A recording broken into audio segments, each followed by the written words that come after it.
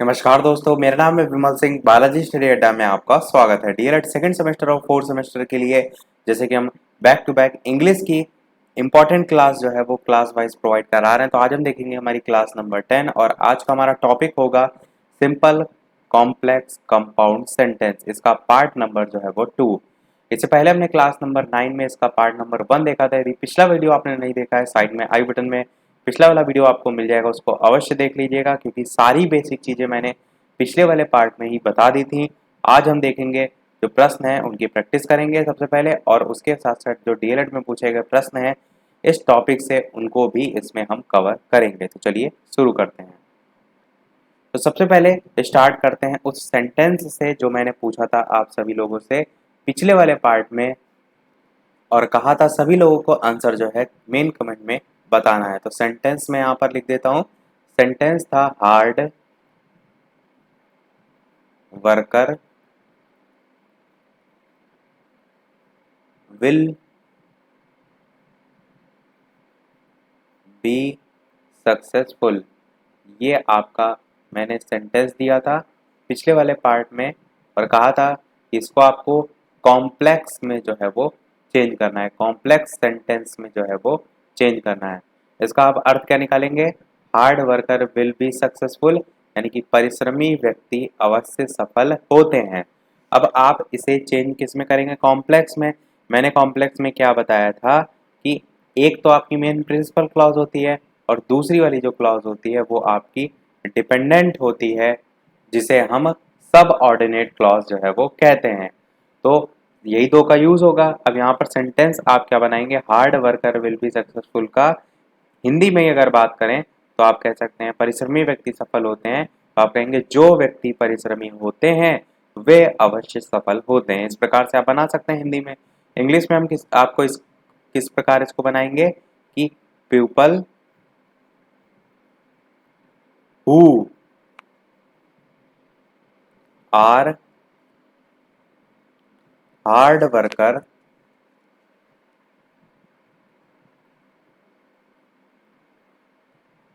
Are successful, यानी कि आप कह सकते हैं जो व्यक्ति परिश्रमी होते हैं वे अवश्य सफल होते हैं। और सेंटेंस में आप यहाँ पर विल भी यूज कर सकते हैं। मेन सेंस आपका वही निकलेगा, पर जो मेन यहाँ पर पॉइंट है वो है आपको एग्जाम्पल समझना है कि कैसे आपको चेंज करना है।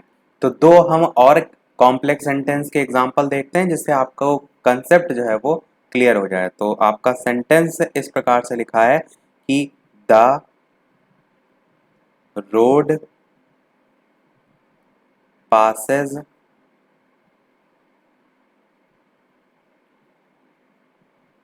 थ्रू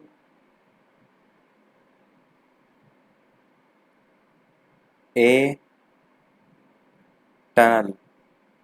तो ये आपका एक सेंटेंस हो गया, और फुल स्टॉप के बाद the tunnel is 1 kilometre long. ये आपका सेंटेंस है। अब इसे भी आपको कॉम्प्लेक्स सेंटेंस में ही जो है वो चेंज करना है। The road passes through a tunnel, the tunnel is 1 kilometre long. तो यहाँ पर कॉम्प्लेक्स के लिए आप क्या यूज कर सकते हैं कि सेंटेंस एक दूसरे पर आपका एक पर्टिकुलर जो भाग है वो डिपेंड हो जाए। तो आप इसे कैसे बना सकते हैं कि the tunnel through which the road passes is 1 kilometre long. इस प्रकार से आपका बनेगा। मैं यहाँ पर लिख भी देता हूँ, इसका बनेगा क्या? The tunnel through which the road passes is 1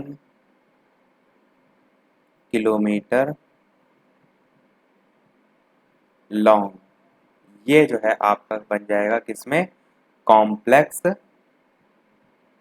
sentence में।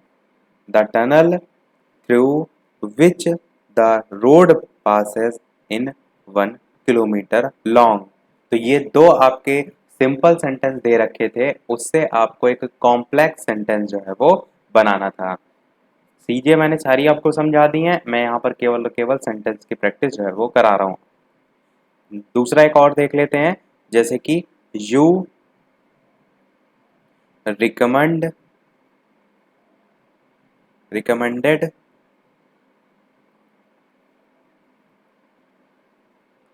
यहाँ पर सी आ जाएगा आपका, RECOMMENDED।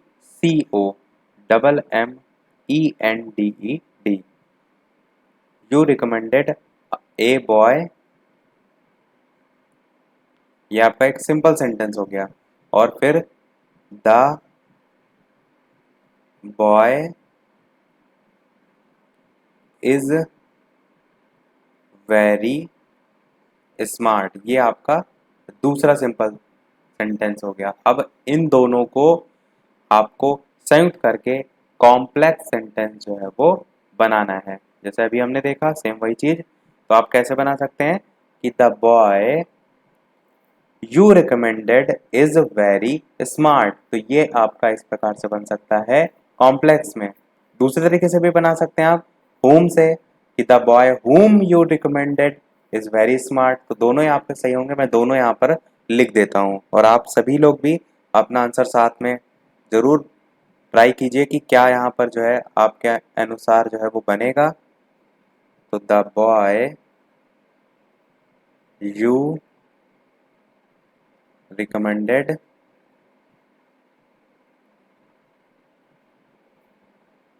Is very smart. एक तो इस तरीके से बन सकता है, दूसरा आप बना सकते हैं whom से, कि the boy whom you recommended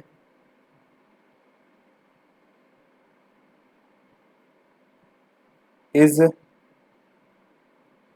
very smart. तो दूसरा आपका इस तरीके से भी बन सकता है। सेंस आपका निकलेगा कॉम्प्लेक्स का ही, पर तरीका आप दोनों में से कोई भी चुनाव कर सकते हैं।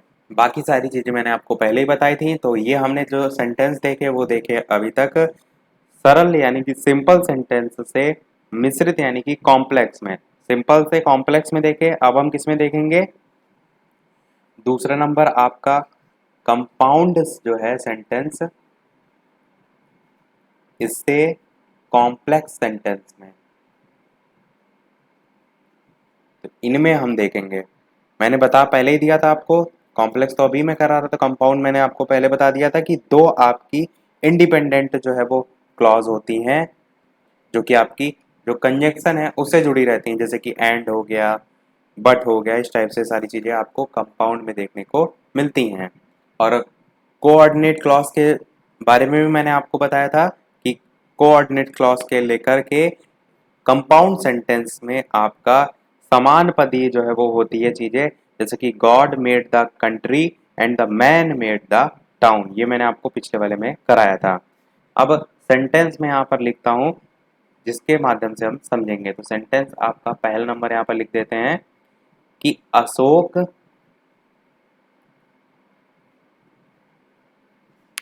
Ashoka was a great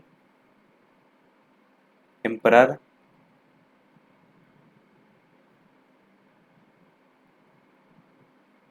and he was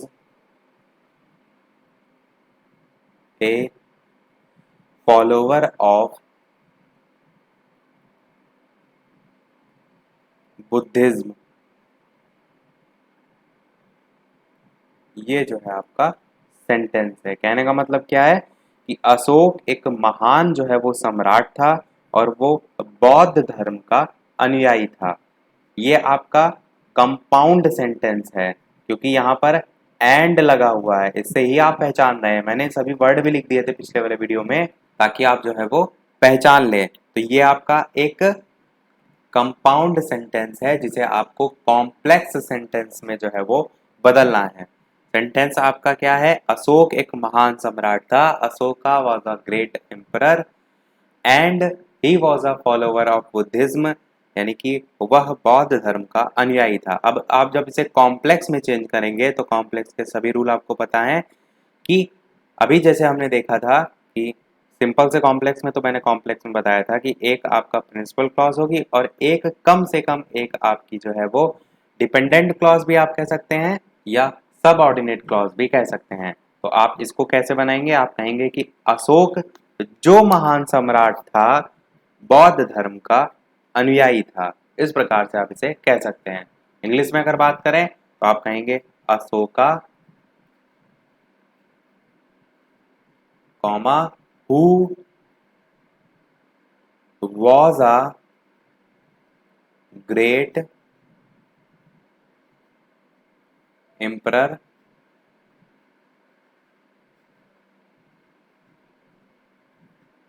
was a follower of Buddhism. तो इस प्रकार से आप इसे चेंज कर सकते हैं। मेन आपको क्या ध्यान रखना है कि जो सेंटेंस में जो सेंस निकल रहा है वो आपका कॉम्प्लेक्स या कंपाउंड के हिसाब से ही आना चाहिए। कॉम्प्लेक्स में आपके इसी प्रकार से बनते हैं, जो या वो, इस टाइप से आप देखते हैं। अब एक और एग्जांपल देखते हैं ताकि चीज़ें आपको और ज़्यादा क्लियर हों। तो एक दूसरा एग्जांपल मैं यहाँ पर लिख देता हूँ जो कि आपका कंपाउंड का है कि the house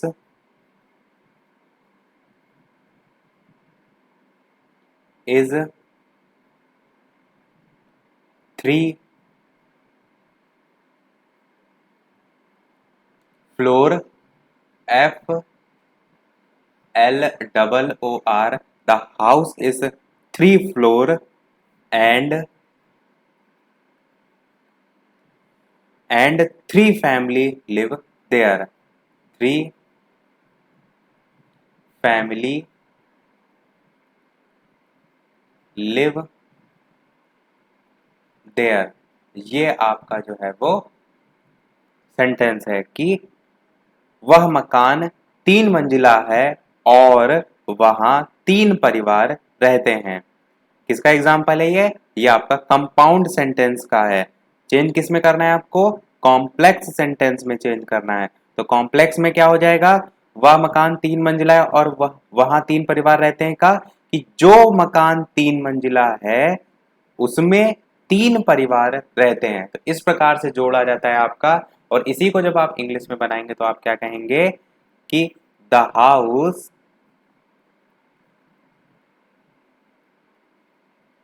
which is 3 floor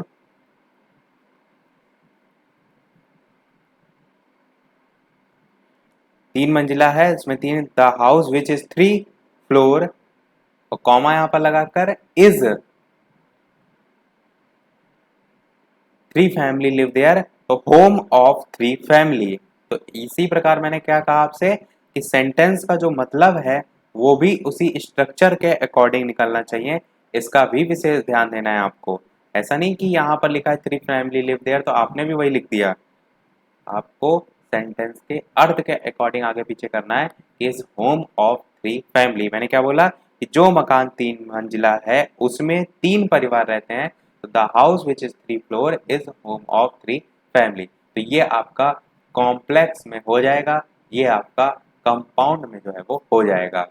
तो अब तीनों ही टाइप के हमने देख लिए। सिंपल से जो आपका चेंज होता है कॉम्प्लेक्स में और इसी प्रकार सिंपल से कंपाउंड में। तो अब आप वापस से अपोजिट में भी चेंज कर सकते हैं। जब सिंपल से कॉम्प्लेक्स देख लिया तो कॉम्प्लेक्स से सिंपल में भी आप चेंज कर सकते हैं। इसी प्रकार कंपाउंड से सिंपल में भी आप चेंज कर सकते हैं। और कंपाउंड से कॉम्प्लेक्स यहाँ मैंने देखा ही है, तो ये कंपाउंड था ऊपर वाला, ये कॉम्प्लेक्स नीचे वाला। तो इसी प्रकार जस्ट अपोजिट में भी आप कॉम्प्लेक्स से कंपाउंड में भी चेंज कर सकते हैं। तो जितने भी टाइप के आ सकते थे चेंज करने वाले वो मैंने एक एक करके देख लिए।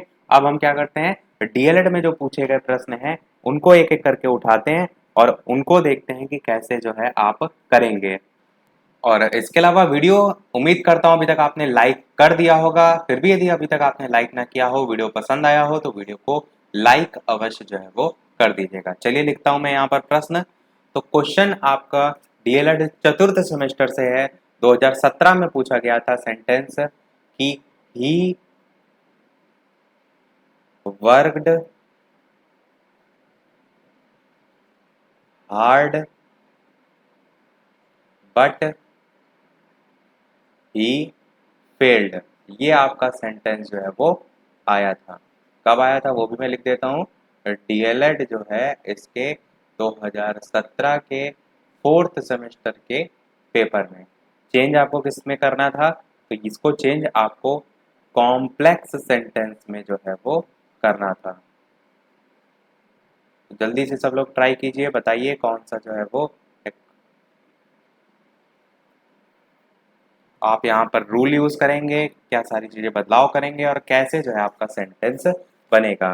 ही वर्कड हार्ड यानी कि वो कड़ी मेहनत करता है, बट ही फेल्ड पर वो फेल हो जाता है। तो सबसे पहले आप ये पहचानेंगे कि आपका जो सेंटेंस दे रखा है वो कौन सा है। तो यहाँ पर क्या लगा हुआ है, बट लगा हुआ है। तो आप क्या कहेंगे, ये आपका एक कंपाउंड सेंटेंस है।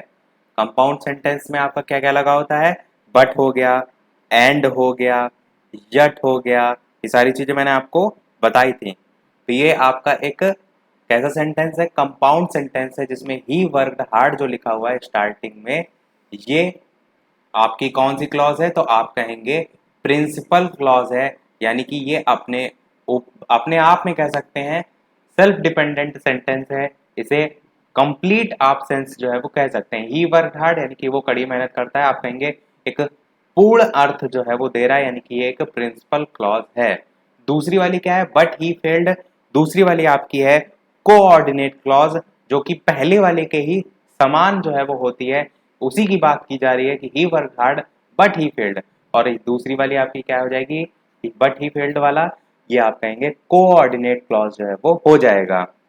अब आते हैं जिस पर चेंज कर रहे हैं हमें, यानी कि कॉम्प्लेक्स सेंटेंस में। तो कॉम्प्लेक्स सेंटेंस में आपकी एक प्रिंसिपल क्लॉज होती है, मैंने बताया था कल, और साथ ही साथ कम से कम एक सब ऑर्डिनेट क्लॉज जो है वो होती है। सब ऑर्डिनेट क्लॉज का मतलब है एक दूसरे पर डिपेंड हो, सेल्फ डिपेंडेंट ना हो, दूसरे पर डिपेंड हो, और प्रिंसिपल जो है वो डिपेंडेंट होती है।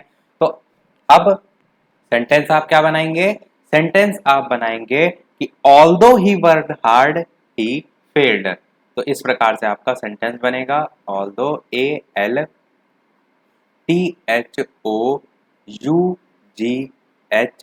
Although he worked hard he failed. तो आपका अर्थ क्या निकलेगा, ऑल्दो मतलब क्या होता है, हालांकि, ही वर्कड हार्ड, हालांकि उसने मेहनत की, कड़ी मेहनत की, पर वो फेल हो गया, ही फेल्ड। तो आपका ये कॉम्प्लेक्स सेंटेंस हो जाएगा। अब अच्छा, हम इसको ही सिंपल सेंटेंस में भी देखते हैं कि आपका क्या बनेगा। तो तीनों एक साथ देखने से आपको समझ में आ जाएगा।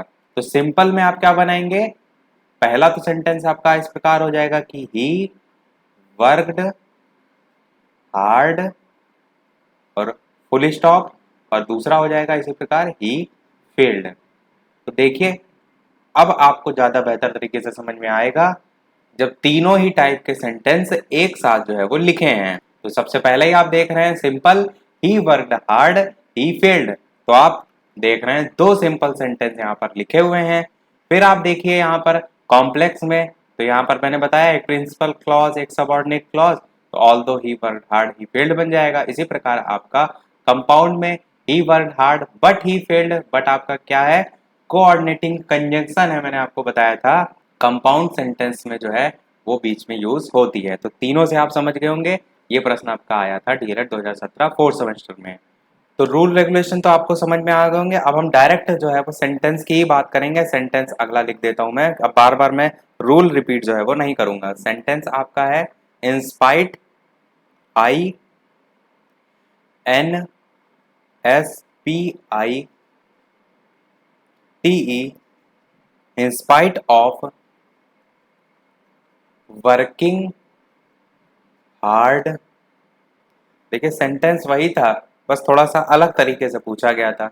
ही फेल्ड, ये आपका सेंटेंस आया था डीएलएड के 2018 के फोर्थ सेमेस्टर के पेपर में। सेकंड सेमेस्टर में ये आपका कोई ऐसा क्वेश्चन ही नहीं था, इसीलिए सब फोर्थ सेमेस्टर के हम यहाँ पर क्वेश्चन देख रहे हैं।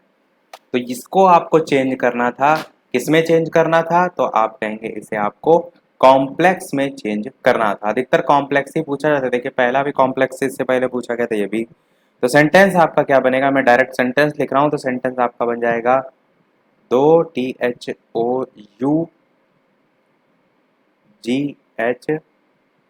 He worked hard he failed. तो जैसे हमने अभी ऑल्दो देखा था, उसी का ऑल्दो का दो लास्ट वाला जो है लगा हुआ है। तो इंस्पाइट ऑफ जब करके दिया है तो उसके साथ में ये लगता है, तो वही यहाँ पर लिखा है कि दो he worked hard he failed. Sentence आपका था in spite of working hard he failed. Sentence का मतलब वही है, सारी चीजें वही हैं, बस इस प्रकार से बदल कर पूछा गया था। तो चलिए देखते हैं अब अपना अगला सेंटेंस। अगला सेंटेंस आपका पूछा गया था 2017 में। सेंटेंस था besides being rich comma he is not happy. ये आपका जो है वो सेंटेंस था, जिसे आपको कंपाउंड सेंटेंस में जो है वो चेंज करना था।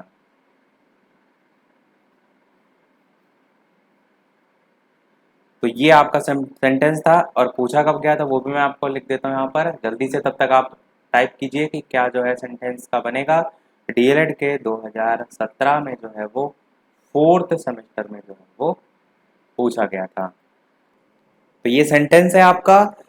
मतलब क्या इसका निकलेगा कि besides being rich he is not happy. Beside का अगर नॉर्मली अर्थ बात करें तो आपका होता है इसके अलावा, पर यहाँ पर सेंटेंस में अर्थ क्या निकलेगा कि वो अमीर होने के बावजूद भी जो है वो खुश नहीं है। अब इसे आपको कंपाउंड में चेंज करना है, तो कंपाउंड में मैंने क्या बताया था, एंड, बट, यट, ये सारी चीजें आती हैं। तो आप कैसे अलग अलग दो बना सकते हैं सेंटेंस यहाँ से कि ही इज रिच। पहला तो ये बन जाएगा कि वो अमीर है, तो मैं यहां पर लिख देता हूं क्या, ही इज रिच, और फिर जोड़ेंगे किससे आप, एंड से जोड़ दीजिए। ही इज रिच एंड, नहीं एंड से जोड़ेंगे तो और के सेंस में आएगा, पर यहां पर कंडीशन आ रही है कि होने के बावजूद भी। तो आप यहां पर क्या करेंगे, ही इज रिच बट लगाएंगे कि वो अमीर है पर खुश नहीं है, तो क्या कहेंगे, but he is not happy. ये आपका जो है वो सही होगा। तो इसीलिए मैंने आपसे कहा कि जो सेंटेंस है उसका क्या अर्थ निकल रहा है उसको समझ लीजिए, इससे आपका कभी गलत नहीं होगा। तो ये आपका सेंटेंस बन जाएगा। अब देखते हैं 2016 में जो पूछा गया था वो प्रश्न, और उसका जो है वो क्या बनेगा। और आप सभी लोग प्रैक्टिस अवश्य कीजिए, कहीं से भी बुक अरेंज करके, जो भी जितने से अधिक सेंटेंस हो सकते हैं, क्योंकि आप प्रैक्टिस नहीं करेंगे तब तक आपको नहीं आएगा। आपको ज़्यादा से ज़्यादा मैथ की प्रैक्टिस करनी है, और साथ ही साथ इंग्लिश की भी प्रैक्टिस करनी है, क्योंकि ये थोड़े से ऐसे विषय हैं जिसमें लोगों की बैक ज़्यादा आने की संभावना रहती है। इसीलिए मैंने सबसे पहले मैथ से ही स्टार्ट किया था, मैथ का पूरा कोर्स फिनिश करा दिया, उसके बाद ही मैंने क्या किया, इंग्लिश स्टार्ट किया है। ये सारी चीज़ें ध्यान रख के ही मैंने जो है सब शुरू की हैं, क्योंकि साइंस, सोशल साइंस, तो वो तो मैं फर्स्ट डिवीज़न में सारी चीज़ें कवर करा दूंगा। तो ये पूछा कब गया था, डीएलएड के 2016 के फोर्थ सेमेस्टर के पेपर में। चेंज किस में करना है इसको आपको, तो कॉम्प्लेक्स सेंटेंस में जो है वो चेंज करना है कि he lives somewhere I do not know it, कि वो कहीं रहता है, मुझे नहीं मालूम वो कहाँ रहता है। तो आपका ये एक सेंटेंस कैसा है, तो आप देखेंगे कहेंगे ये एक सिंपल सेंटेंस पहला है, दूसरा वाला एक सिंपल सेंटेंस है, तो कॉम्प्लेक्स में चेंज करने के लिए आप कैसे बनाएंगे कि मुझे नहीं, आप इसको एक ही सेंटेंस में बोल के देखिए कि ही लिव्स समवेयर, कि वो कहीं रहता है, आई डू नॉट नो इट, मुझे नहीं पता। तो आप इसको एक ही सेंटेंस में बोलेंगे तो कैसे बोलेंगे कि वो कहीं रहता है, मैं नहीं जानता, या I do not know where he lives, इस टाइप से बनेगा। तो आप यहाँ पर क्या लिख सकते हैं कॉम्प्लेक्स में, इसी को इंग्लिश में, कि I do not know where he lives. इतना सिंपल सा सोचिए प्रश्न था, आसानी से आप ऐसे कर सकते थे। तो अर्थ निकाल के भी कर सकते हैं, बाकी रूल रेगुलेशन का यूज करके भी कर सकते हैं, जो मैंने सारी प्रिंसिपल क्लॉज वो सारी चीजें बताई। अर्थ निकाल के मैं उन लोगों के लिए बता रहा हूँ जिनको इंग्लिश बिल्कुल नहीं पल्ले पड़ती। तो आपको क्या करना है, सेंटेंस का अर्थ समझना है क्या कह रहा है, उसको हिंदी में ट्रांसलेट करना है, और उसी को ही कॉम्प्लेक्स में, अगर यहाँ पर देखिए कंपाउंड लिखा होता तब हम क्या करते, तब ये थोड़ा नहीं कहते कि मैं नहीं, ये नहीं जानता कि वो कहाँ रहता है, तब हम दो सेंटेंस को जोड़ने का कार्य करते हैं, वही आपका एंड वगैरह उन सारी चीजों से। अब देखते हैं 2016 में जो पूछा गया था प्रश्न वो, तो सेंटेंस आपका क्या था, द एनिमल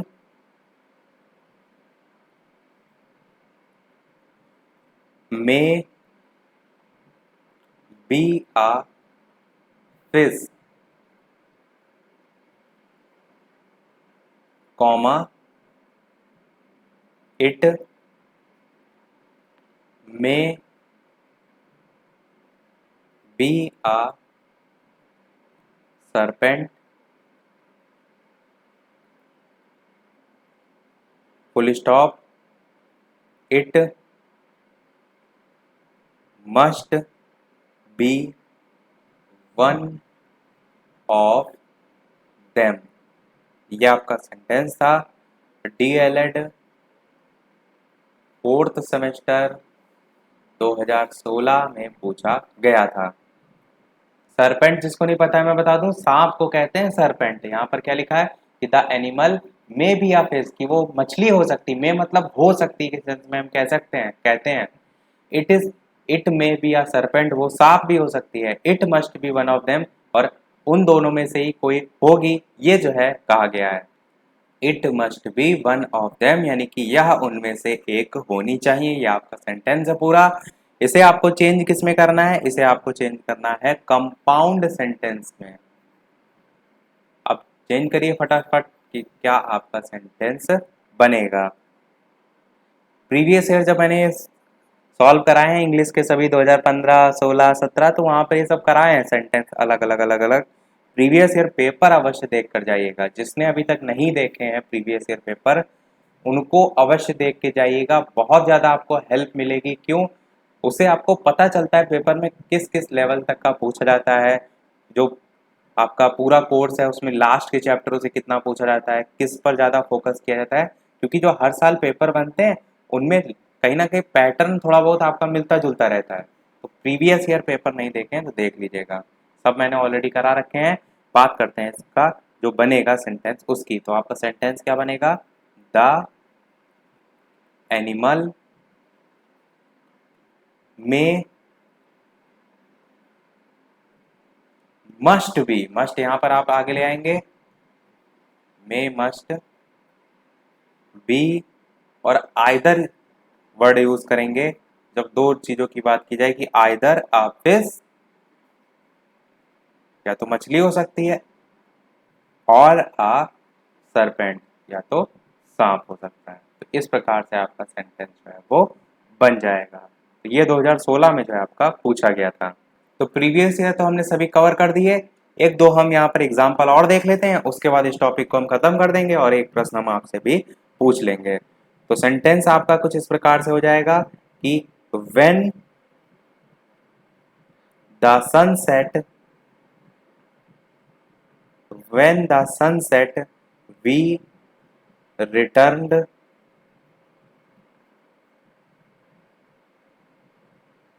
होम। ये आपका सेंटेंस है। अब ये जो सेंटेंस है इसे आपको चेंज करना है कॉम्प्लेक्स सेंटेंस में। अब जल्दी से चेंज करिए और टाइप कीजिए कमेंट कि कौन सा इनमें से रूल रेगुलेशन लगेगा और यहाँ पर सारी चीज़ें होने के बाद आपका सेंटेंस बनेगा। तो कॉम्प्लेक्स सेंटेंस बनाना है, when the sunset we return home, जब सूरज उगता है तो हम घर वापस लौट आते हैं। तो आप इसको कैसे कॉम्प्लेक्स में चेंज करेंगे? नहीं, ये तो आपका ऑलरेडी कॉम्प्लेक्स में है, मैंने यहाँ पर गलत लिखा है। क्यों? ये तो आपका कॉम्प्लेक्स में ऑलरेडी है, तो आप इसे चेंज करिए कंपाउंड में। ये कॉम्प्लेक्स है तो आप इसे कंपाउंड में चेंज कीजिए, अब सही है आपका। तो जल्दी से बताइए कंपाउंड में इसे कैसे चेंज करेंगे। तो चलिए अब बात करते हैं उत्तर की। तो आप क्या कहेंगे?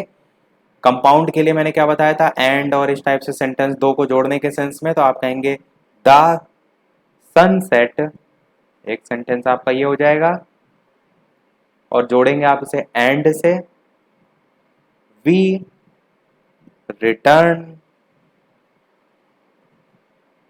होम। ये आपका जो है वो सेंटेंस हो जाएगा। यहाँ पर बट नहीं लगेगा क्योंकि किसी प्रकार की शर्त नहीं दे रखी है, तो नॉर्मल बात कही जा रही है। तो आप क्या कहेंगे? The sunset and we return home.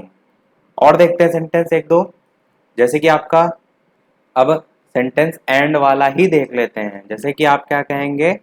Aditya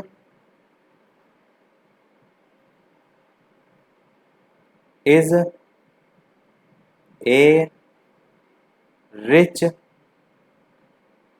man but he is not happy. Honest लिखते हैं, हैप्पी क्यों? ऑनेस्ट, ऑनेस्ट आपका हो गया HONEST। ऑनेस्ट पढ़ते हैं इसे, हॉ नहीं पढ़ते हैं, एच जो है आपका साइलेंट रहता है। Aditya is a rich man but he is not honest. ये आपका सेंटेंस कैसा है? बट लगा हुआ है, तो आप क्या कहेंगे? कंपाउंड सेंटेंस है। चेंज किसी को में करना है आपको? कॉम्प्लेक्स में करना है। तो कॉम्प्लेक्स में जल्दी से चेंज कीजिए और बताइए क्या बनेगा। तो कॉम्प्लेक्स में चेंज करने के लिए आप वर्ड यूज करते हैं वो जो एक दूसरे को जोड़ने का काम करें, यानी कि इस प्रकार से जोड़ने का कि सेंटेंस एक दूसरे पर डिपेंड हो। जैसे Aditya is a rich man but he is not honest, तो आप कहेंगे कि Aditya is not honest although he is a rich man. मैंने आपको क्या बताया था कि जब ये सेंटेंस आपका अफर्मेटिव में होता है तब आपका जो कॉम्प्लेक्स है वो निगेटिव में बनता है। पिछला वाला पार्ट में सारी चीजें मैंने इसीलिए रूल रेगुलेशन आपको अलग से बता दिए थे। तो यहां से आपका क्या बनेगा? Aditya is not honest although